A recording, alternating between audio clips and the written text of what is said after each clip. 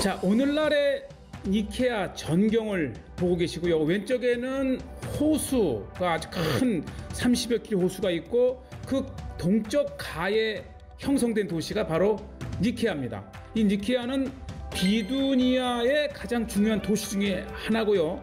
이렇게 지금까지도 성벽이 완벽하게 둘러싸여 있는 그 모습을 보고 있고요. 아마 이 터키 비잔틴 시대 때까지 거슬러 올라가는 로마는 물론이고 이 성벽이 오늘날까지 이렇게 거의 완벽하게 남아있는 유일한 도시 중에 하나가 바로 이 니케아죠. 자, 이제 니케아의 이 호숫가 서쪽으로부터 들어가는 성문을 다가가고 있는데 이 거대한 대리석을 이용하기도 하고 또 비잔틴 시대 때의 전형적인 붉은 벽돌을 활용해서 사도 바울 당시 2000년 전 로마 시대 때의 성벽과 성문이 정말 잘 보존되어 있고요. 이 성의 둘레가 거의 예루살렘과 일치합니다. 4200여 미터, 즉 4km의 둘레로 이렇게 쌓여 있었던 니케아의 성, 비두니아의 니케아 성이 지금도 이렇게 남아 있어요. 이야, 참 놀랍습니다. 어쩌면 사도 바울이 비두니아를 왔다면 이렇게 성문을 통해서 이 성을 들어갔었겠죠? 2000년의 역사를 두고도 보존이 되어 있습니다. 아마 오스만 터키가 여기를 점령을 하고 그냥 방치했기 때문에 이렇게 남아 있었을 거예요. 맞아요. 만약 오스만 터키가 이 오스만 제국이 니케아를 정복을 하고 계속 있었다면 또 다른 외적에 의해서 이것이 이제 공격을 당했을 터인데 일찌감치 이 1453년에 오스만 제국이 콘스탄티노플을 점령하면서 수도를 그리 옮기죠. 이스탄불 게이트는 니케아 성에서 이스탄불 유럽으로 나가는 문, 어떻게 보면 제일 중요한 문이죠. 그렇죠. 유럽에서 이 터키 내륙 소아시아 아나톨리아로 도착하면서 맞이하는 문. 그러니까 이 비두니아 자체가 비두니아 왕국이 유럽에서 터키 본토로 오가는 길목에 위치했기 때문에 중요했었고요. 바로 이것이 이제 그 이스탄불 게이트라고 돼 있는데 사실은 이 콘스탄티노플을 향해 오갈 수 있는 성문이고 지금 보신 대로 굉장히 아주 견고하게 이 성벽 또 성문이 지어져 있고요. 이것은 이제 복원된 모습을 보고 계신데 정말 견고했어요. 정말 이 비두니아의 니케아 성이 얼마나 견고했는지는 이렇게 이게 메인 입구입니다. 이렇게 들어와서 그렇죠. 성 안으로 들어가는데 1차 성벽, 2차, 3차 정말 성 안을 들어가고 나가는 그 문이 굉장히 견고했던 헬라 로마 시대 때의 맞아요. 성문입니다. 이스탄불 게이트 또는 이 비잔틴 시대 때는 아마 비잔티움 게이트 또는 콘스탄티노플 게이트라 이름 붙였을 것 같습니다. 예. 특별히 이렇게 가장 견고한 때가 이제 그 비잔틴 1200년경인데요. 1204년에 서방 십자군 제4차 십자군이 콘스탄티노플을 공격을 해서 점령을 합니다. 그때 비잔틴 제국이 이 니케아로 와서 거의 60년 동안이나 비잔틴 제국의 임시 수도를 했죠.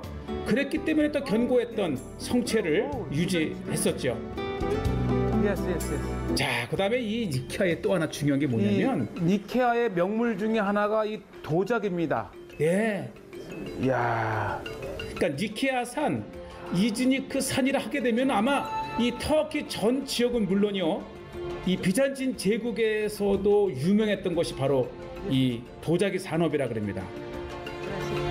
예, 제가 이제 안쪽에 이 작업실을 한번 들어가는데 물론 후에 이제 이 니케아에서 부르사로 이 도자기 산업이 옮겨가면서 가마 좀 이렇게 이제 쇠퇴하긴 했지만 아직까지도 그 명맥을 유지하는. 직접 이분이 만들어서 파는 집이에요. 네. 이 정도쯤이면 사실 도자기 공이면서도 예술가예요. 아주 전형적인 그 터키의 그 무늬, 또 가장 그 오랜 동안 이 터키 땅을 지배했던 이 오스만 제국의 그러한 그 다양한 그 문화가 바로 이 도자기에서 나타나는데 보시죠. 아주 뭐 어느 곳이나 이 도자기를 빚어내는 것을 보면 신기한데 정말 평생을 이 도자기를 만들고 구워온 명인답게 명숙하고요. 아주 다양한 그러한 모양들 잘 보시죠. 정말 아름다워요. 아름답고 이 터키의 이미지도 있고 또 가장 이 지역을 오랫동안 점령했던 오스만 제국의 오스만풍의 모습을 이렇게 우리가 보고 있습니다. 특히 니케아는 이제 이 거리도 이 성 안이 완벽하게 이렇게 이제 남아 있는데 그 중에서도 성에 바로 요거죠. 요게 굉장히 중요한 두 교회 중에 하나인데 바로 787년에 두 번째로 니케아에서 종교회의가 열리게 되는데 그 종교회의가 열렸던 모습입니다. 사실 이 교회와 이 부속의 다양한 그 시설, 수도원까지 겸해서 굉장히 규모가 있었지만 오늘날에는 이제 교회 당만 남아 있는데 소피아 카미, 즉 성 소피아 모스크란 이름이 붙어 있는 이곳이 바로 787년 제7차 니케아 종교 회의가 열렸던 교회입니다. 예, 오스만 제국이 이 건물을 점령을 한 다음에 이것을 모스크로 변해 버렸지만 바로 니케아의 종교 회의가 열렸던 역사적인 교회입니다. 그러니까 이 성 소피아 교회를 이 오스만 제국 무슬림들이 이것을 모스크로 개조하면서 성 소피아 사원이라고 하는 이름을 교회에 붙였는데, 종탑이 있던 곳을 맞아요. 헐어내고 모스크의 상징인 둥근 탑을 덧붙이긴 했지만 아래층 사각형 기존은 바로 이것이 교회였다고 하는 것을 그렇죠. 말을 해줍니다. 참 역사적인 교회가 이렇게 폐허가 되었다가 다시 모스크로 재정비된 사원입니다. 그러나 우리는 교회, 예수 그리스도, 또 니케아 신조의 역사적인 교회를 지금 이렇게 들어가고 있습니다. 예, 비록 이들은 이제 카미 이 사원이라고 이름 붙였지만 저는 이곳을 들어가면서 예배와 또 이 기독교의 그런 교회라는 곳에 마음이 설레 있었는데요. 모스크로 사용하고 있지만 이 입구 바닥에는 이 비잔틴 시대 때의 아름다웠던 대리석으로 만든 모자이크 바닥이 이렇게 보존이 되어 있습니다. 이렇게 보면 아주 전형적인 비잔틴 시대 때의 교회 모습을 하고 있습니다. 각각의 색을 가진 대리석을 가지고 박아 놓았던 1400년 전 7세기경 1400년 전에 교회의 모자이크 일부를 보고 계십니다. 아예 색을 가진 대리석을 가지고 만들었으니 얼마나 화려했던 것을 볼 수 있고요. 그 다음에 뭔가 이 중요한 것을 이렇게 유리로 보호하고 있는데 이게 대리석 바닥입니다. 6세기 유스티니아 황제 때 교회가 건축되면서 오리지널 대리석 바닥을 이렇게 이제 일부 보관을 하고 있습니다. 그 다음에 이 대리석 다음에 이 벽을 보게 되면요, 이게 성화입니다. 그러니까 예수 그리스도를 프레스크로 그려놓은 이 성화가 일부 교회 들어가면서 왼쪽 벽에 남아 있는데 이게 교회가 아니고 뭐겠습니까? 그러니까 아무리 이들이 지금 이 모스크로 활용한다 하더라도 이것은 분명 기독교의 역사 속의 니케아의 종교 회의까지 열렸던 그 중요했던 교회라고 하는 것을 입증해 주고 있고요. 이 천장에 보게 되면은 이렇게 이제 비잔틴 시대 때의 날개까지 완벽한 모습이고, 보시죠. 이게 십자가 아닙니까? 그러니까 이 무슬림들이 이 교회를 이 모스크로 사용하면서 십자가를 지으려고 했지만 이렇게 파내어서 만든 십자가는 끝내 이제 하지 못했고, 이것이 이제 강단 제단 쪽인데, 제단에도 일부 남아 있는 그런 그 모자이크를 통해서 대리석이지 않습니까? 그러니까 굉장히 화려했던, 그 다음에 이제 이 우아했던 교회였던 것을 볼 수가 있고요. 이렇게 이제 교회 천장에서부터 쭉 내려보는 모습, 정말 이곳에서 얼마나 정말 거룩하고 또 경건했던 예배가 지속됐던 곳입니까? 그다음에 교회 앞면에서 오른쪽으로 보면 아주 오래된, 통상적으로 이제 교회 안이나 인근에 유명했던 주교들의 무덤이 있는데요. 신부님, 주교님들의 이렇게 무덤이 있고요. 예. 이 천장이 훼손되긴 했지만 정말 아름다운 프레스코로 성화가 맞아요. 그려졌던 모습들을 이렇게 봅니다. 그러니까 보시죠. 이게 이 정말 이 천장과 벽 전체도 아름다운 프레스코로 성화로 그려진 곳. 그래서 많은 부분을 막 훼손하고 긁어내긴 했지만 아직까지도 어렴풋이 의미 있고 또 화려했던 교회의 그러한 모습들을 이렇게 보게 됩니다. 정말 이 니케아는 비두니아의 중요한 도시로서 또 기독교 역사상 두 번에 걸쳐서 325년과 787년에 걸쳐서 종교회의가 열렸던 정말 기독교의 수백 년 된 고목으로 놓여진 이 가로수길이 니케아의 역사요, 니케아의 아름다움입니다. 자, 보시죠. 정말 아름다워요. 오래된 역사적인 도시만큼 이 대로를 지나는 양가에 세워진 이 나무들이 정말 백수십 년 어제 오래된 고목 이 자체가, 누구나 한번 이곳을 방문하시게 되면 꼭 이 길을 한번 걸어봤으면 권하고요. 특히 이 길에 유명한 상점들이 많아요. 제가 이제 한 상점을 들어갔는데 뭐 전형적인 이 터키 대부분의 그러한 그 도시에서 나오는 많은 유제품과 또 자연에서 채취한 그러한 이제 시럽과 꿀들이 있는데 이곳은 규모가 남달랐는데요.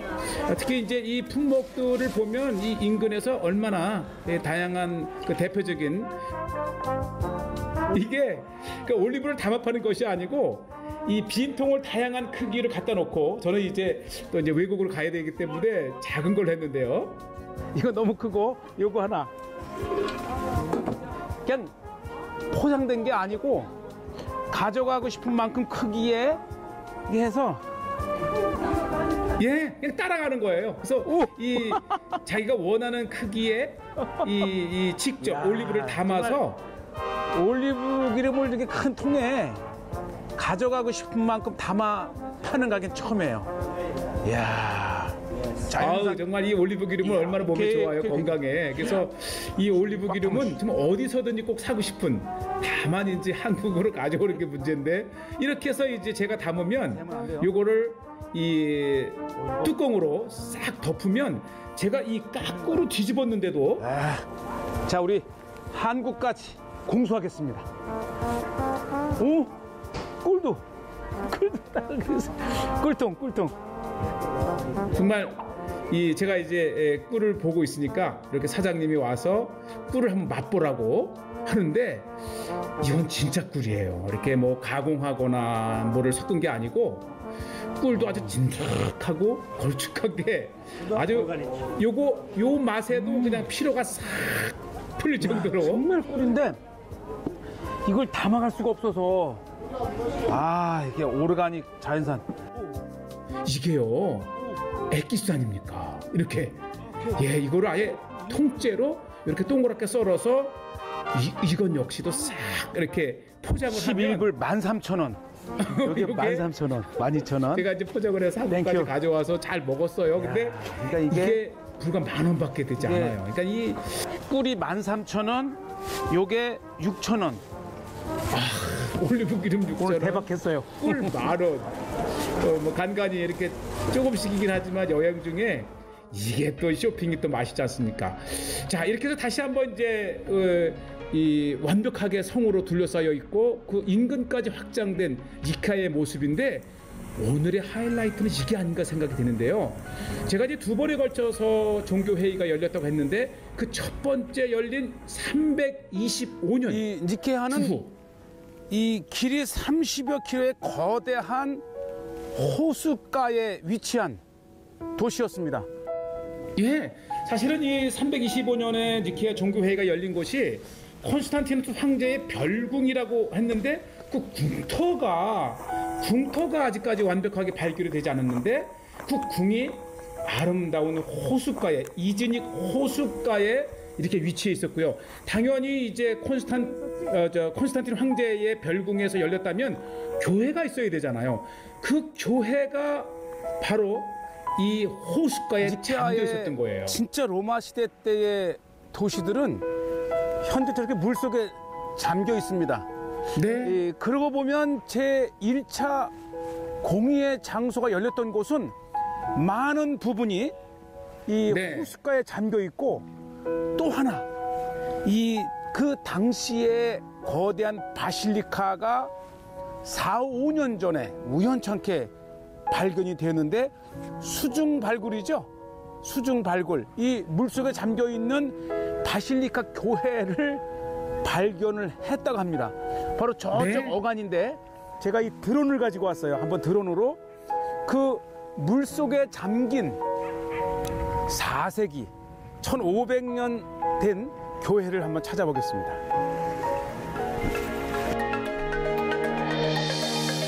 보시죠. 우리는 지금 1600년 전에 1700년 전에 이곳에 세워졌던 그러면서도 세계 제1차 종교회의가 열렸던 이 교회터를 이렇게 생생하게 보고 계신 거예요. 아마 제가 처음으로 드론으로 이 모습을 보았을 때 그 설레이고 그 감격이 부터 지금까지 수중에 가라앉은 니케아 325년 첫 공의회가 열렸던 수중에 잠긴 교회를 발굴하는 시즌이 지금 겨울철이라서 멈추긴 했는데 계속해서 이 바지선과 또 저곳에서 나오는 흙들을 통해서 발굴을 하고 있습니다. 어쩌면 이곳 어딘가에 이런 거죠, 이런 거. 맞아요. 이게 다 지금부터 1700년, 1600년 전에 초대 교회의 이 니케아 교회에서 나온 파편들입니다. 아주 놀라운 사실들을 지금 보고 있어요. 지금도 이제 시즌별로 네. 발굴이 이루어지고 있는데 지금 이제 발굴이 멈춘 상태에서 벽돌 이곳에 뒹구는 도자기 조각 하나, 이런 이 벽돌 조각 하나가 다 천수백 년 전에 아주 이 초대교회의 굉장히 중요한 역사적 가치를 가진 교회 건물과 이런 것의 일부라고 하는 것이죠. 그러나 지금 그 유명했던 초대교회의 장소는 물속에 잠겨 있고 이 해안가에서는 이렇게 한가로이 오리가 뛰어놀고 노는 이거를 만약에 몰랐다면 이것이 그 유명했던 초대교회의 중요한 역사적인 장소였다는 것을 어떻게 알 수가 있었겠어요. 어쨌든 이 과거에 찬란했던 또 기독교 초대교회사에 굉장히 중요했던 장소의 오늘을 보면서 오늘 시체는 성지가 좋다 시청자들께서는 325년 콘스탄틴 황제의 니케아 별궁에서 열렸던 그 제1차 종교회의의 현장을 보고 계십니다. 자, 그 다음에 제가 이제 이 니케아 성을 14km 정도 벗어나면 사실 이 비두니아에는 세 도시가 있었는데 니케아와 니코메디아, 그 다음에 칼케톤, 이 세 도시를 이렇게 일렬히 연결하는 로마 비잔틴 시대 때 이정표가 있다 그럽니다. 바로 요건데요. 예, 이즈닉, 니케아로 8km, 니코메디아로 70km, 그리고 거기서 다시 수십 킬로를 가면 칼케톤, 이스탄불이잖아요. 비두니아의 중요성은 터키 본토에서 유럽으로 가는 길목에 있는 나라였다는 것입니다. 왕국이었죠. 비두니아의 대표적인 두 도시 니케아에서 이스탄불로 가는 길목에 이렇게 로마 시대 때의 오벨리스크를 만들어 놨습니다. 이 오벨리스크는 로마가 이 터키 본토로 들어오는 길목에, 그리고 다시 터키 본토에서 유럽으로 가는 길목에 세워진 역사적인 오벨리스크죠. 오벨리스크 이정표죠. 얼마나 견고하게 지었는지 규모도 큰데 2000년이 사도 지난 바울이 지금까지도 모든 지진에서도 살아남은 거예요. 2차 전도 여행 중에 비두니아로 가고자 했던 이유가 무엇일까요? 어쩌면 비두니아를 통해서 본도 지역으로 가고자 했을 수도 있고, 아니면 비두니아를 통해서 로마, 유럽으로 가고자 했을지도 모릅니다. 예, 만일 이케아를 가신다면 꼭 이 오벨리스크를 보기를 권하고요. 이것이야말로 사도 바울 시대에 전후한 생생한 현장입니다. 사도 바울이 비두니아로 가고자 했던 목적은 뭔지 모르지만 아마 이 비두니아에 사도 바울이 왔다면 아마 이것 또한 우리의 기독교사에 굉장히 중요한 순례 장소가 되지 않을까 생각이 됩니다.